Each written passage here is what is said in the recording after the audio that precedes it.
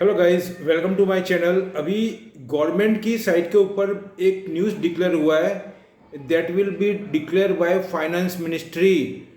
ये बात बताई गई है अभी कि जो इंडिया का जीएसटी कलेक्शन है, वो जो जीएसटी कलेक्शन है वो रिकॉर्ड ब्रेक हुआ है पिछले 8 से 10 महीने के अंदर।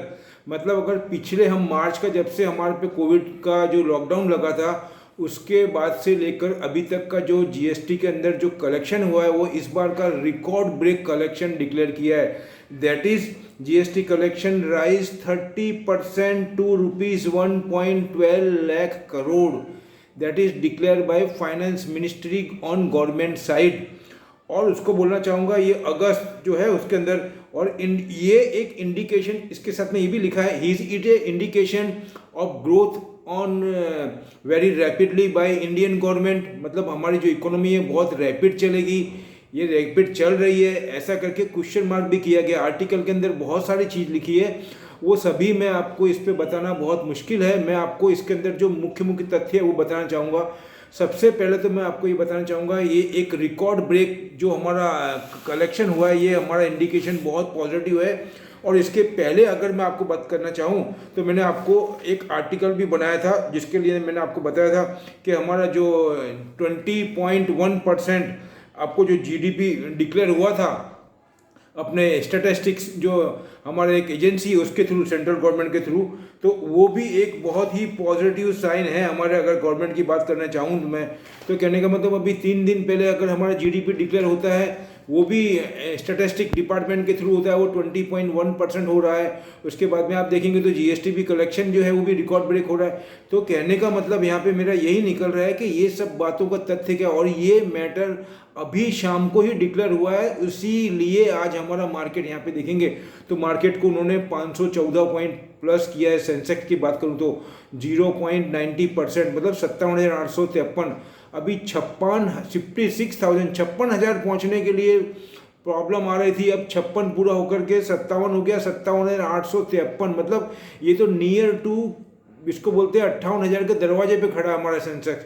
उसके बाद में निफ्टी की बात करूं तो 17,234, 158 पॉइंट प्लस में है, 0.92%, सिमिलर टू सेंसेक्स। और बैंक निफ्टी की बात करूं आपको तो 257 पॉइंट, 36,831, जो कि 0.70% राइज है। अगर पिछले 8-10 दिन से देखेंगे तो इंडेक्स के अंदर कितना ग्रोथ किया, ये सभी बातों को मैं, अगर आप मेरे पिछले वीक के एक आर्टिकल को या एक वीडियो को देखेंगे जो मैंने बनाया है, बूम एंड बस्ट, वो क्लियर कट इंडिकेशन के पाथ के ऊपर ही मार्केट चल रहा है, गवर्नमेंट की पॉलिसी चल रही है। कहने का मतलब है, ये सब बोलना तैयारी के साथ में बहुत डिफिकल्ट होता है किसी के भी लिए, लेकिन हम अपनी पूरी तैयारी के साथ में और एनालाइज के साथ में आपको बता रहे हैं, इसलिए मैं आपको बताना चाहूँगा वेलकम टू माय चैनल। जिन्होंने लेट स्टार्ट किया उसको बताना चाहूँगा मैं आपको, welcome to my channel walk with market में आपका स्वागत है। और आपको ये बता रहा हूँ, आज का जो ये वीडियो बहुत इंपॉर्टेंट है, जो हमारे लिए सिर्फ कल के लिए नहीं, अगर मैं आपको बात करूं तो आने वाले पूरे टाइम के लिए, मतलब पूरा फेस्टिवल सीजन है।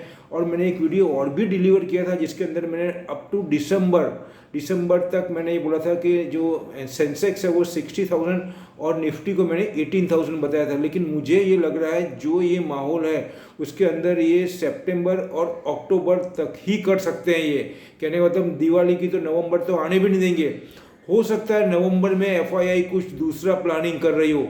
कहने का मतलब ये सब प्रोबेबिलिटीज है that will be finalise by FII. इसीलिए हमको ये सब पॉइंट को ध्यान में रखते हुए बहुत कंजर्वेटिव होकर के बहुत ध्यान रख के काम करना है। मेरा कहने का मतलब यही है।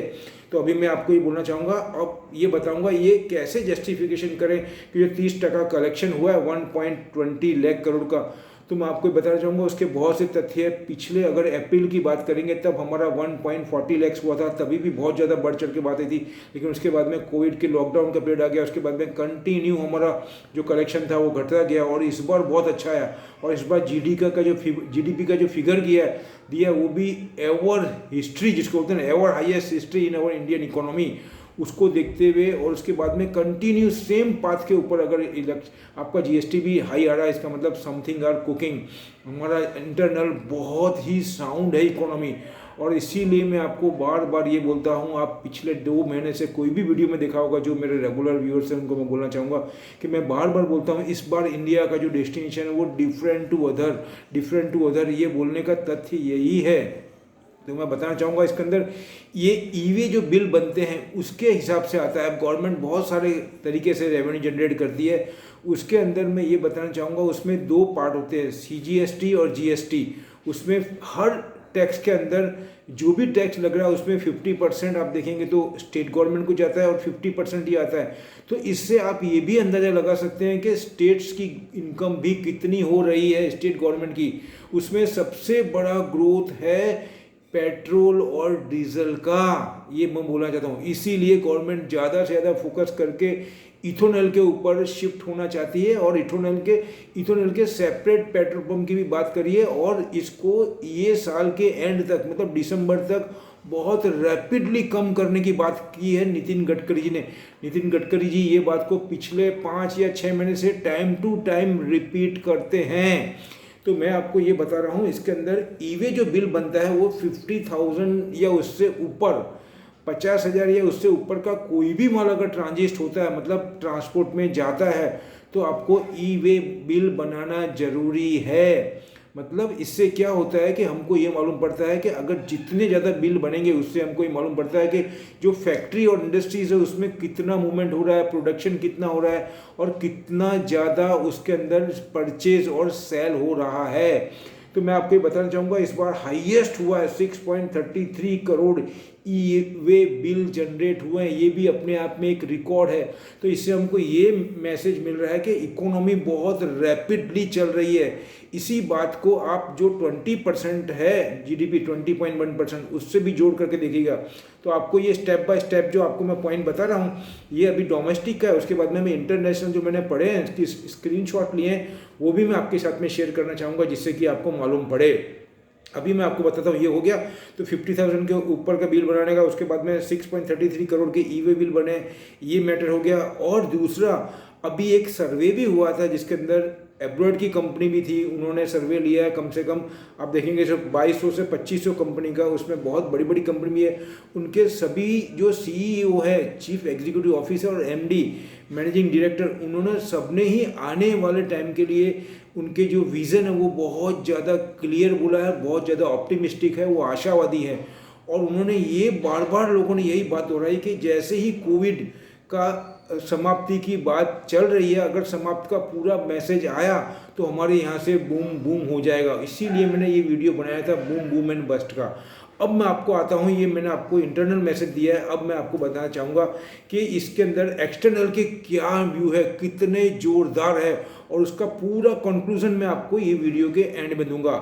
अभी मैंने एक आर्टिकल पढ़ रहा था, मैं उसके अंदर किसके अंदर से पढ़ रहा था मैं आपको बताना चाहूँगा, वॉल स्ट्रीट जर्नल, जो कि USA का सबसे पुराना और सबसे अच्छा न्यूज़ है, वो बताना चाहूँगा। उसमें लिखा है after Chevy Bolt troubles GM beats on Cadillac electric vehicle. मतलब जनरल मोटर सबसे पुरानी है 4 व्हीलर के अंदर, विश्व के अंदर आप देखेंगे तो जनरल व्हीकल जो है, जनरल मोटर वो इलेक्ट्रिक मोटर के अंदर आ रही है, और वो पेट्रोल और डीजल को जो 2035 तक पूरा ख़त्म करना चाहती है। उसमें क्लियर कट लिखा है General Motor plan to phase out nearly all of its gas and diesel vehicle by 2035। और उसके बाद में leading that the transition of first fully electric Cadillac. Wall Street Journal Mike Colias visited a General Motor, मतलब Wall Street Journal है उसके mister mic कालियास करके हैं, उन्होंने विजिट किया जनरल मोटर के testing site for the ride and an exclusive interview with General Motor president Mark L Reuss, उसके साथ में उन्होंने इंटरव्यू भी किया है। अब एक ये तो हो गया आपको जनरल मोटर का, 2035 तक वो पूरा आउटडेटेड कर देंगे, मतलब they will be shifted totally on electric vehicle. अब हमारे यहाँ पे टेस्ला का तो काम चल रहा है, उसके अलावा बहुत सा मटेरियल, मतलब बहुत से आप अशोक लेलैंड ने देखोगे, महिंद्रा ने, दे आर ऑलरेडी शिफ्टेड, बहुत सारे उन्होंने लॉन्च भी कर दिए इलेक्ट्रिक व्हीकल। अब दूसरा एक USA से मैसेज है, उसमें ये लिख रहा है, वो रेलवे से रिलेटेड है, उसमें लिखा है Washington the obscures federal regulator that throw wrench, मतलब उसमें लिखा है into $30 billion railroad merger. अब क्या बोल रहे हैं कि जो यूएसए की गवर्नमेंट है उसमें वो लिखा है कि 30 बिलियन यूएस डॉलर का जो रेल और रोड का मर्जर है, we could be have more in store of the nation freight railway. वो इतना बड़ा डील हुआ मर्जर के अंदर, आप देखेंगे तो रेलवे में और उसके अंदर ट्रांसपोर्टेशन के अंदर। तो ये भी एक इंडिकेशन देता है कि अगर मोबिलिटी के अंदर बहुत ज़्यादा मूवमेंट आ रहा है तो वो डायरेक्टली और इनडायरेक्टली इंडस्ट्री और फैक्ट्री से रिलेटेड है। मतलब वहाँ पे भी इकोनॉमी में बूम है और वहाँ पे जॉब डेटा भी इसी हिसाब से अच्छे आएंगे। इससे भी हमको हिंट मिल जाता है कि अगर इंडस्ट्री के अंदर इतना ज़्यादा ग्रोथ हो रहा है तो वहाँ की इंडस्ट्री हायर करेगी और इसकी वजह से क्या होगा कि उनके जो जॉब डेटा है वो परसेंटेज डाउन होगा और वो उससे डाउन जोन्स और उसको नास्डेक को अप लेके जाएंगे। ऐसे सिग्नल हमको पकड़ने पड़ते हैं जो हम ऐसे आर्टिकल से ही पकड़ सकते हैं। तो इसमें ये उन्होंने बोला बोथ बिजनेस एंड कंज्यूमर्स। अब उसके बाद में एक और भी है, willingness to take on industry. अब उसमें बोल रहा है बाइडेन अपॉइंटेड, बाइडेन जी ने एक अपॉइंट किया है जो कि यूएस के प्रेसिडेंट है। उन्होंने बोल रहा है Biden appointed surface transportation board chairman says aim is to ensure competition not just maximising profit for air rail road के लिए ही नहीं है खाली। उन्होंने बोला और भी बहुत सारा उनको ग्रोथ करने का, ऑलरेडी उन्होंने 1 ट्रिलियन के ऊपर का एक अपने जो उनका सेनेट है और उनका जो हाउस है उसके अंदर उन्होंने पास भी करा लिया 1 ट्रिलियन के ऊपर का। तो ये सब बातें मेरे को आपको बताने का तथ्य यही है कि अगर हमारा वर्ल्ड का जो पावर उसमें इतना ज़्यादा पोटेंशियल है तो हमारी इकोनॉमी कहाँ जाएगी, जबकि उनको इंटरनल प्रॉब्लम है अभी भी जो हमारे यहाँ पे फिलहाल नहीं है। जैसे कि यूएस चाइना का प्रॉब्लम है, चाइना बार बार ये बात को उठाता है हर 15-20 दिन में, महीने में, कि हम रेडी होते हैं एक टेबल पे आकर के बातचीत करने को, कोई सॉल्यूशन निकले वो दोनों कंट्री के लिए पॉजिटिव। लेकिन even though they are not ready to sitting on one table. तो ये सबको देखते हुए अभी सबसे ज़्यादा पॉजिटिव जो पॉइंट है वो इंडिया की तरफ है। और दूसरा मैंने आपको पहले 15-20 दिन पहले भी बताया था कि अगस्त और सितंबर का महीना वहाँ पे जो रिकॉर्ड है 8-10 साल का उसमें नेगेटिव रहता है। ये भी एक बहुत बड़ा फैक्टर काम कर रहा है कि ज़्यादा से ज़्यादा वहाँ पे जो एफआईआई है वो यहाँ पे अमाउंट इन्वेस्टमेंट कर रही है, रैपिडली बाय कर रही है। और उसका हमको सिग्नल हमारे सेंसेक्स से और नास्डेक मतलब सिग्नल आपको बताना चाहूँगा, सेंसेक्स निफ्टी और बैंक निफ्टी से हमको सिग्नल मिल रहा है कि वो किस हिसाब से बाइंग कर रहे हैं। और आज की ही अगर मैं बात करूं तो उन्होंने पूरा मार्केट को 200-250 पॉइंट ऊपर रखा। उसके बाद में उन्होंने बहुत से सेक्टर में सेलिंग किया है माय डियर, जिसमें उन्होंने ऊपर चढ़ाया था। और मीडिया ने हमारे यहाँ पे जो जो सेक्टर बोले थे उसमें मैं बताऊंगा आपको, वाइनरी बोला था, उसके बाद में कंज्यूमर बोला था, उसके बाद में और भी बहुत से सेक्टर बोलते हैं। उसमें एक दो आइटम को, यूनिलीवर को और उन्होंने टीसीएस को चला करके और बाद में 500-550 पॉइंट अप कर दिया। लेकिन एक तरफ आप देखेंगे तो सभी में बहुत ज़्यादा सेलिंग कर दी। फिर वो आप देखेंगे तो आपको मालूम होगा कि सीमेंस के अंदर हुआ, फिर महिंद्रा एंड महिंद्रा के अंदर हुआ, और भी बहुत सी कंपनी, बजाज की कंपनी, फाइनेंस की कंपनी, उसमें बहुत ज़्यादा सेलिंग किया उन्होंने। और एक तरफ आपको HUL को लगभग 80 से 85 रुपये बढ़ा दिया हिंदुस्तान यूनिलीवर को, और दूसरा 175 रुपये बढ़ा दिया TCS को। तो ये दो ही इतने ज़्यादा वेटेज है इसका सेंसेक्स के अंदर कि ये पूरे सेंसेक्स को 550-600 पॉइंट ऊपर ले गए। और दूसरी तरफ उन्होंने इतना बास्केट सेलिंग किया जो एक कॉमन आदमी नहीं समझ सकता है, मैं आपको बता रहा हूँ। इसीलिए ऑलवेज वो फिगर कुछ बताते हैं और काम कुछ करते हैं। यही बात हमको समझनी है भली भांति। ये मेरा वीडियो बनाने का बार बार पर्पज यही है। तो मैं आपको ये बताना चाहता हूँ कि अभी हमारा मार्केट बहुत बुलिश है, लेकिन बी केयरफुल होकर काम करना है। स्टॉक स्पेसिफिक चलेगा, स्टॉक सेक्टर चलेगा, और कल कौन सा चल सकता है वो भी मैंने आपको डिलीवर किया है मेरे अर्लियर वीडियो के अंदर।